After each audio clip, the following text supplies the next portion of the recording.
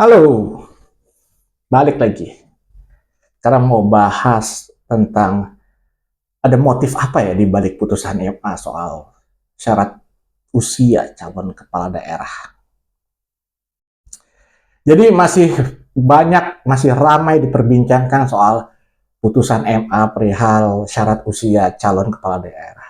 Nah, putusan MA ini disebut syarat dengan kepentingan politik demi bisa memuluskan langkah sang putra bungsu presiden, yaitu Kaisang Pangarep, untuk bisa maju dalam Pilkada DKI Jakarta. Namun sejumlah dari partai politik itu menampik tudingan tersebut ya. Ya, ini secara bisa jadi menegaskan putusan ini memberikan kesempatan kepada generasi muda untuk unjuk gigi dalam dunia politik. Itu alasannya mereka. Sedangkan kalau kita melihat gini, putusan MA itu justru membuka peluang bagi Kaisang Pangarep yang baru akan berusia 30 tahun pada Desember 2024. Nah, dia bisa akhirnya mencalonkan diri dalam pilkada tingkat provinsi. Selain karena umur, alasan kecurigaan lain adalah kenapa harus direvisi saat ini. Saat proses pemenuhan syarat dukungan calon perseorangan ini tengah berlangsung dan kenapa perubahannya bisa dibilang lewat jalur potong-potong kompas gitu.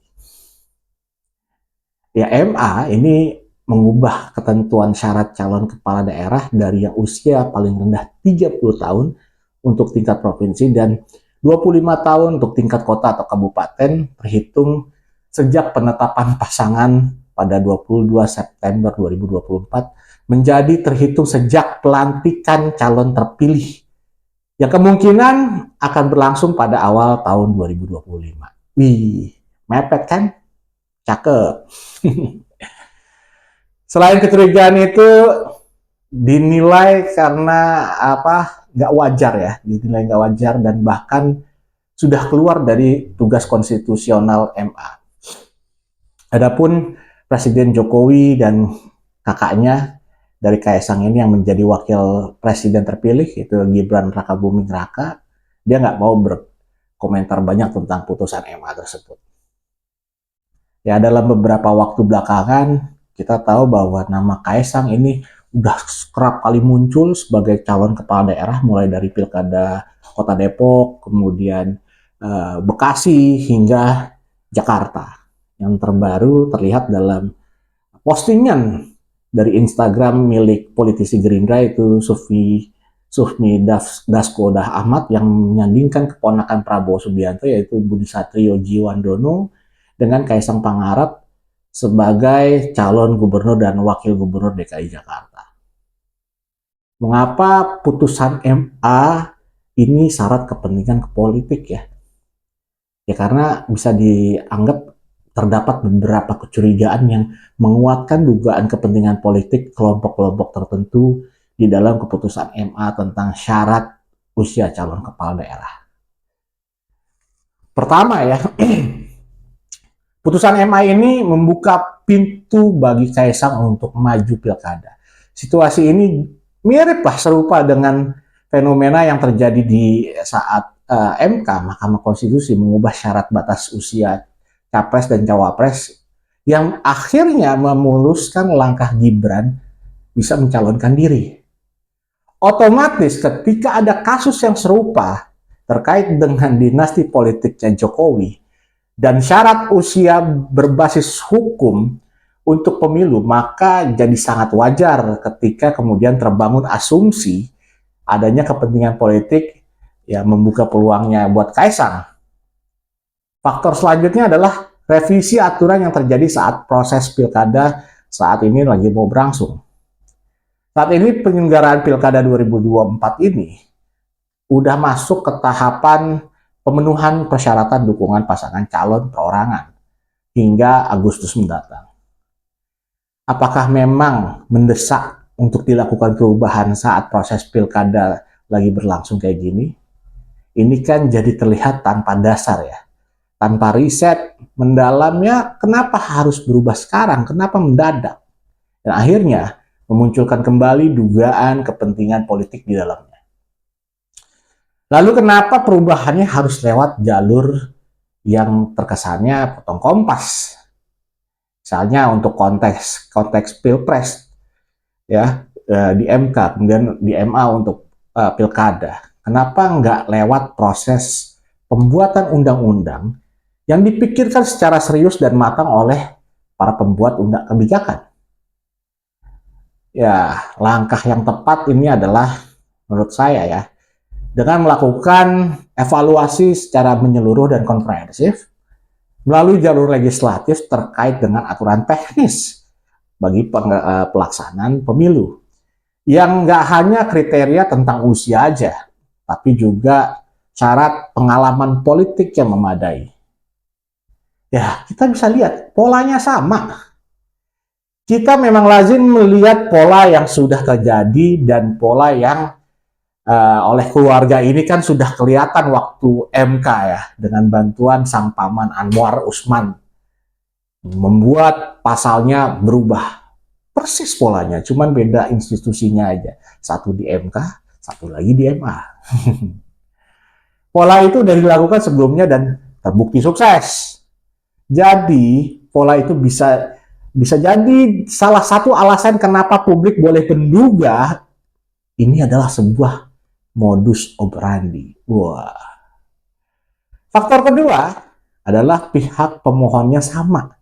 Di MK pada saat itu, Partai Garuda bersama PSI mengajukan gugatan tentang syarat usia capres dan cawapres, walaupun ditolak. Ya kan? Itu sama.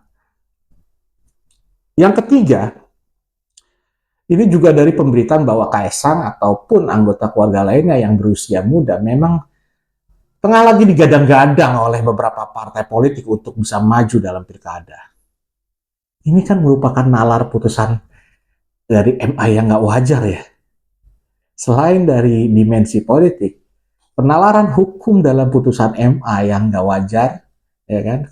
KPU ini harusnya berfokus menjalankan tugasnya dalam pelaksanaan pemilu, yaitu dari proses pendaftaran hingga penetapan paslon. KPU nggak mengambil peran dalam proses pelantikan calon kepala daerah. Oleh karena itu, KPU ini tidak berpikir ke depan sampai proses pelantikan. Jadi nggak wajar penalaran hukumnya dari putusan MA ini. Selain itu, dalam pertimbangan hukum putusan MA di halaman 58 disebutkan bahwa dalam sistem tata negara yang diatur di dalam Undang-Undang Dasar 1945, peraturan pokok yang perlu dipertimbangkan adalah penentuan badan dan alat kelengkapan negara termasuk para pejabat yang mendudukinya. MA secara konstitusional bertugas menguji peraturan di bawah undang-undang terhadap undang-undang. Sedangkan untuk menguji undang-undang terhadap undang-undang dasar adalah tugasnya MK. Jadi dengan MA mengacu ke Undang-Undang 1945 ini udah keluar dari tugas konstitusionalnya yang harusnya dilakukan MA. Kemudian di halaman 59 putusan MA itu disebutkan bahwa membatasi sejak pendaftaran hanya akan menggambarkan pelaksanaan Undang-Undang 10 ya tahun 2016 tentang pemilihan gubernur, bupati, dan wali kota. Dari sisi termohon selaku penyelenggaraan pemilu dan tidak menggambarkan original intent atau penafsiran tekstual dari Undang-Undang Nomor 10 Tahun 2016 untuk mengakomodasi anak muda. Mereka menyimpulkan itu dari mana masalahnya? Apakah dengan meletakkan 30 dan 25 tahun usia, maka bisa dibaca sebagai original intent untuk anak muda? Dari kritik logika berikutnya, ya kan? Dan kritik logika berikutnya ini, kalau persoalan di anak muda atau tidak muda, apakah dengan memberikan perbedaan antara sejak penetapan paslon ke pelantikan? Perbedaannya signifikan, sehingga membuat seseorang dari yang dikategorikan anak muda menjadi tidak anak muda lagi. Debatable ini. Karena dalam kasus sekarang, ya, ini bedanya itu kurang lebih cuma 3 bulan. Aturan MA itu membuka ruang bagi calon yang belum genap berusia 30 tahun maupun 25 tahun untuk bisa mendaftarkan diri saat pembukaan atau pendaftaran pilkada di 27 Agustus nanti. Akibatnya akan berpotensi menimbulkan masalah baru dan pastinya ada ketidakpastian hukum. Bukannya dengan menafsirkan itu kepada saat pendaftaran memastikan tidak ada pelanggaran. Kan itu clear ya. Apa isi putusan MA tentang syarat usia? MA mengabulkan hak uji materi yang dimohonkan oleh Ketum Partai Garuda Ahmad Ridho Sabana ya terhadap pasal 4 ayat 1 huruf D Peraturan KPU nomor 9 tahun 2020 tentang pemilihan pencalonan pemilihan gubernur dan wakil gubernur bupati dan wakil bupati dan atau wali kota dan wakil wali kota. Awalnya isi dari pasal tersebut berbunyi berusia paling rendah 30 tahun untuk calon gubernur dan wakil gubernur dan 25 tahun untuk calon bupati dan wakil bupati atau calon wali kota dan wakil wali kota terhitung sejak penetapan pasangan calon. Setelah putusan MA nomor 23P garis miring HUM garis miring 2024, maka isinya menjadi berusia paling rendah 30 tahun untuk calon gubernur dan wakil gubernur dan 25 tahun untuk calon bupati dan wakil bupati atau calon wakil bupati dan wakil wali kota, terhitung sejak pelantikan pasangan calon terpilih, pelantikan. Nah, dalam pertimbangannya MA berpandangan pasal itu bertentangan dengan Undang-Undang Nomor 10 tahun 2016. Nah, ini perlu diketahui bahwa putusan tersebut terjadi hanya dalam konteks 3 hari. Mengapa bisa secepat itu? Perkara di MA yang diperiksa dan diadili oleh Hakim Agung Julius Cerah Bangun dan Yodi Martono, Wahyu Nadi ini masuk pada 23 April 2024. Kemudian didistribusikan itu 27 Mei dan diputuskan 29 Mei 2024. Inilah yang harus dipertanyakan. Pengujian yang begitu cepat dan tidak ada proses persidangan yang terbuka di Mahkamah Agung. Itulah mengapa sangat mendesak agar judicial review di MA dilakukan terbuka, transparan, dan akuntabel seperti pengujian undang-undang di Mahkamah Konstitusi.